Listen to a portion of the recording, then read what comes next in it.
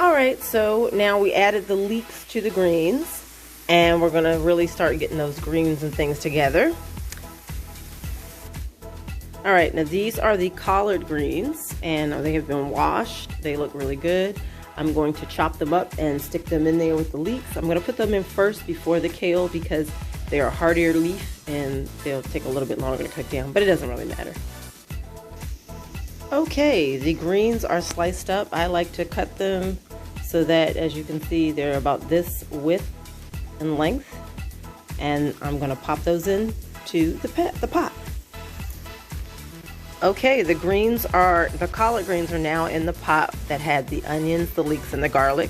And now I'm going to start to stir that up and mix it in, okay? What I wanna see happen is the oil coat the leaves.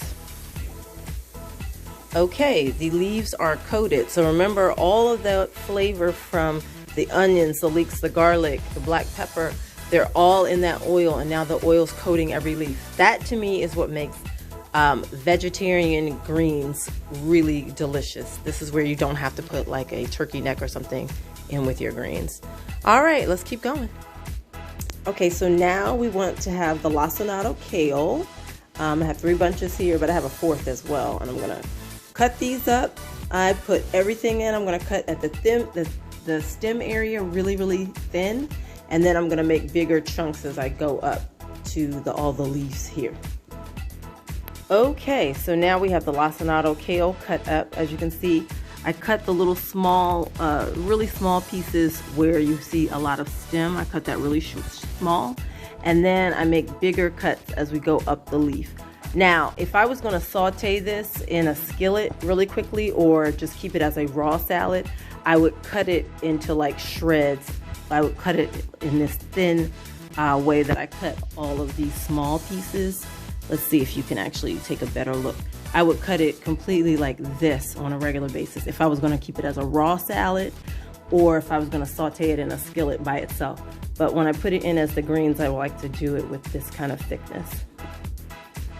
Okay, so now we just put the lacinato kale into the pot, and I'm going to stir it around and get that oil all over it like we did with the actual collards, which are at the bottom.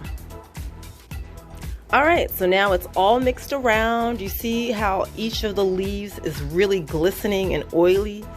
That is what we want, okay? Because that's gonna make a delicious green as this cooks down. All right, so I'm gonna leave that there. I'm going to do the next step and I'll show you soon.